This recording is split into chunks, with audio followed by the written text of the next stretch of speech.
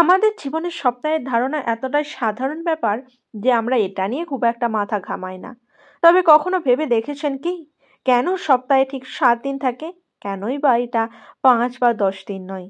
আর কেন সোমবারের পর সরাসরি রবিবার আসে না, বরং মঙ্গলবার আসে? সব বলবো আজকের ভিডিওতে। নমস্কার, আমি বেতিকা। আপনারা আছেন গল্পে বেতিকা ইউটিউব চ্যানেলের সাথে। আশা করছি আপনারা আমার ভিডিওতে একটা করে লাইক করে দিয়েছেন। আজকে আমি আমার ভিডিওতে সপ্তাহের এই 7 দিনকে কেন এভাবে সাজানো হলো সে সম্পর্কে বিশেষ কিছু তথ্য আপনাদের সামনে তুলে ধরার চেষ্টা করব। এসব প্রশ্নের উত্তর পেতে আমাদেরকে পিছিয়ে যেতে হবে কয়েক হাজার বছর পুরনো ইতিহাসে, আধুনিক ইরাকের প্রাচীন সভ্যতার সময়ে। আসলে আমাদের এই সময়ের 7 দিন ভাগ করার পিছনে রয়েছে চাঁদের আবর্তন আর মানুষের দৈনন্দিন জীবনের চাহিদার গভীর যোগসূত্র। অনেক ক্যালেন্ডারের মতোই আজকের গ্রেগরিয়ান ক্যালেন্ডারও মূলত চাঁদের আবর্তনের ওপর ভিত্তি করেই তৈরি। ফলাফল একটা সহজ আর কাজ চালানোর মতো সময়ের কাঠামো, যা এখনো আমরা ব্যবহার করছি। চাঁদ তার সবগুলি আবর্তন সম্পন্ন করতে সময় নেয় প্রায় 29.5 ডেজ। কিন্তু এত বড় একটা সময় মানুষের দৈনন্দিন ব্যবস্থার জন্য বেশ আগোছালো হয়ে যেত। এখানেই আসে ব্যাবিলনীয়দের ভূমিকা। মেসোপটেমিয়ার এই প্রাচীন সমাজ, যা বর্তমানে আজকের ইরাক, চাঁদের চক্রকে 28 দিনে নামিয়ে আনে এবং এটিকে 7 দিনের 4 ভাগে বিভক্ত করে। তারা লক্ষ্য করেছিল প্রতি 7 দিন পর পর চাঁদের আকার এবং অবস্থান উল্লেখযোগ্যভাবে পরিবর্তন হতে দেখা যায়। এই 7 দিনের চক্র তাদের ক্যালেন্ডারের একটি গুরুত্বপূর্ণ অংশ হয়ে ওঠে। ব্যাবিলনীয়রা চাঁদের পর্যায় ছাড়াও সূর্যের গতিবিধি ও গ্রহের অবস্থান নিয়ে বিভিন্ন গবেষণা করেছিল। তারা চাঁদের এই 7 দিনের বিভাজনকে ধর্মীয় আচার অনুষ্ঠান এবং সামাজিক সময়সূচি নির্ধারণের জন্য ব্যবহার করত। উদাহরণস্বরূপ, ব্যাবিলনীয়রা নতুন চাঁদের উদয়কে একটি নতুন মাসের সূচনা হিসাবে উদযাপন করত এবং এর উপর ভিত্তি করে কৃষিকাজ এবং ধর্মীয় উৎসবের সময় নির্ধারণ করত। তারা জ্যোতিষবিজ্ঞানের উন্নত পদ্ধতিকে ব্যবহার করে দিন ও রাতের দৈর্ঘ্য নির্ণয় করেছিল এবং বিভিন্ন গ্রহের গতিবিধি পর্যবেক্ষণ করেছিল। তাদের ধর্মীয় ক্যালেন্ডারের 7 দিন ধরে একটি বিশেষ পুজো বা উপাসনা পালনের প্রথা ছিল, যা দেবতাদের সঙ্গে যুক্ত ছিল। প্রাচীন ব্যাবিলনীয় ক্যালেন্ডারের এই প্রভাব পরবর্তী গ্রিক ও রোমান সভ্যতায় ছড়িয়ে পড়ে, যা আধুনিক ক্যালেন্ডারের ভিত্তি গঠনের ভূমিকা রাখে। ব্যাবিলনীয় সভ্যতার সময়কাল আধুনিক খ্রিস্টপূর্ব 1894 সাল থেকে খ্রিস্টপূর্ব 539 সাল পর্যন্ত চলেছিল। তাদের উদ্ভাবিত 7 দিনের কাঠামোটি পরবর্তীকালে একাধিক জনপ্রিয় সৃষ্টিতত্ত্বের প্রভাব ফেলে। যদিও ব্যাবিলনীয় সভ্যতার সময়ে 7 দিনের সপ্তাহের ধারণা তৈরি হয়ে গিয়েছিল, এটি পরে ধর্মীয় দৃষ্টিকোণ থেকে আরো গুরুত্ব পায়। হিব্রু ও খ্রিস্টান বাইবেলের বুক অফ জেনেসিসে বলা হয়েছে যে ঈশ্বর 7 দিনে পৃথিবীর সৃষ্টি করেছিলেন, 6 দিনে কাজ করে 1 দিন বিশ্রাম। প্রাচীন মিশরীয় এবং সুমেরীয় সভ্যতার সৃষ্টি কাহিনীতেও 7 সংখ্যাটির গুরুত্বপূর্ণ ভূমিকা পালন করে। ব্যাবিলনীয়রা জ্যোতিষবিজ্ঞান এবং জ্যোতিষশাস্ত্রে পারদর্শী ছিল।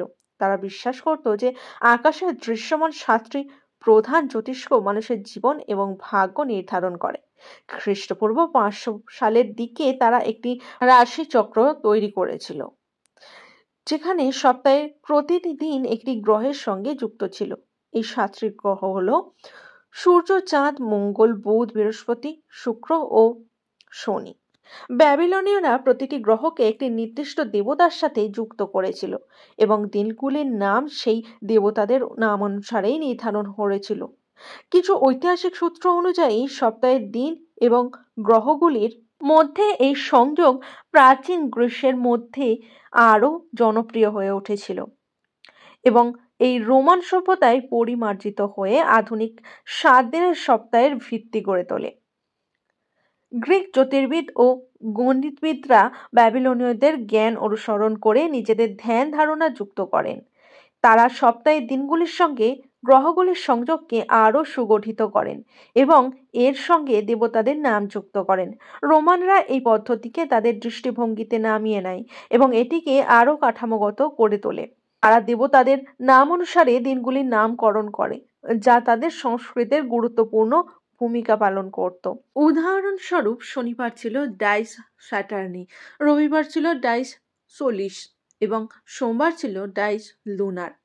রোমানরা দেবতাদের সঙ্গে দিনগুলির নামকরণের মাধ্যমে সপ্তাহের ধারণাকে আরও সাংস্কৃতিক ও ধর্মীয় প্রেক্ষাপটে গ্রহণযোগ্য করে তোলে। ব্যাবিলনীয়রা 7 দিনের চক্র এবং গ্রহের সংযোগের ধারণাটি প্রাচীন গ্রিকদের কাছে পৌঁছে দেয়। গ্রিকরা এটি তাদের জ্যোতির্বিজ্ঞান এবং ধর্মীয় ব্যবস্থার সঙ্গে একীভূত করে। পরে রোমানরা গ্রিকদের কাছ থেকে এই পদ্ধতি গ্রহণ করে এবং নিজেদের দেবতার নাম দিয়ে দিনগুলি নামকরণ করে। এই নামকরণ ব্যবস্থা পরবর্তীকালে লাতিন ভিত্তিক ভাষাগুলি যেমন স্প্যানিশ, ফরাসি, ইতালি, পর্তুগিজ এবং রোমানিয়ান ভাষায় সুস্পষ্ট প্রভাব ফেলে।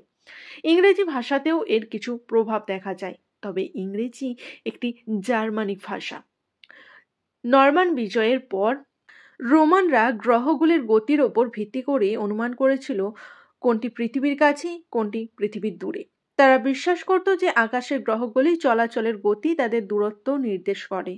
তাদের অনুমিত ক্রম ছিল শনি সবচেয়ে ধীর গতিসম্পন্ন এবং পৃথিবীর থেকে দূরতম, বৃহস্পতি শনির পরে ধীরগতি এবং দূরে, মঙ্গল বৃহস্পতির তুলনায় দ্রুততর এবং কিছুটা কাছাকাছি, সূর্য মঙ্গলের সবচেয়ে দ্রুততর, শুক্র সূর্যের তুলনায় আরও দ্রুততর এবং কাছাকাছি, বুধ শুক্রের চেয়েও দ্রুতগামী, চাঁদ সবচেয়ে দ্রুতগামী এবং পৃথিবীর সবচেয়ে কাছাকাছি। এই ক্রম এবং গতির ধারণা তাদের সময়ে জ্যোতির্বিজ্ঞানের সঙ্গে যুক্ত ছিল, যা সপ্তাহের দিনের ক্রম নির্ধারণে ভূমিকা রাখে। রোমানরা বিশ্বাস করত প্রতিদিনের প্রতিটি ঘন্টা একটি নির্দিষ্ট গ্রহের দ্বারা নিয়ন্ত্রিত। তারা এই ধারণাটি ব্যাবিলনীয়দের কাছ থেকে গ্রহণ করে এবং এটিকে তারা তাদের জ্যোতিষ এবং ধর্মীয় ব্যবস্থার সঙ্গে একীভূত করে। প্রথম দিনের প্রথম ঘন্টা চাঁদের অধীন ছিল। প্রতিটি ঘন্টার জন্য একটি করে নির্দিষ্ট গ্রহের দায়িত্বশীল ছিল, যা একটি ঘূর্ণন পদ্ধতির মাধ্যমে ঠিক করা হতো। এই পদ্ধতিতে সপ্তাহের প্রতিটা দিনের প্রথম ঘন্টা নির্ধারণ হতো সেই দিনের গ্রহের অধীনে। উচ্চারণস্বরূপ সোমবারের প্রথম ঘন্টা চাঁদের অধীন এবং শনিবারের প্রথম ঘন্টা শনি গ্রহের অধীন। এই প্যাটার্ন পুনরায় সপ্তাহের 168 ঘন্টার মাধ্যমে প্রয়োগ করা হতো। প্রতিটি গ্রহের ঘন্টা অনুযায়ী দিনগুলি ক্রমেই তৈরি হয়, যা সময় নির্ধারণ এবং ধর্মীয় আচার অনুষ্ঠান পরিচালনায় গুরুত্বপূর্ণ ভূমিকা পালন করত। ফলস্বরূপ সপ্তাহের প্রতিটি দিন একটি নির্দিষ্ট গ্রহ এবং দেবতার সঙ্গে যুক্ত হয়। এই পদ্ধতি রোমানদের সময় মজবুত ভিত্তি পায় এবং পরবর্তীকালে বিভিন্ন সংস্কৃতির মধ্য দিয়ে ছড়িয়ে পড়ে। সপ্তাহে 7 দিন থাকার পেছনে চাঁদের পর্যায়, প্রাচীন ব্যাবিলনীয় সভ্যতার অবদান, গ্রহের গতিবিধি এবং রোমানদের ধর্মীয় ও সাংস্কৃতিক প্রভাব রয়েছে। এটি শুধু সময়ের একটি মাপিন নয়, বরং এটি মানব ইতিহাসে বিজ্ঞান এবং সংস্কৃতির একটি গুরুত্বপূর্ণ অংশ। আজও বিশ্বের অনেক দেশ এই কাঠামো অনুসরণ করে, যা আমাদের অতীতের সঙ্গে আমাদের সংযোগ রক্ষা করে। তা কেমন লাগলো এই সপ্তাহের 7 দিনের এই হিসেব নিকেশ? তা আমাকে কমেন্ট করে জানাতে কিন্তু একদম ভুলবেন না।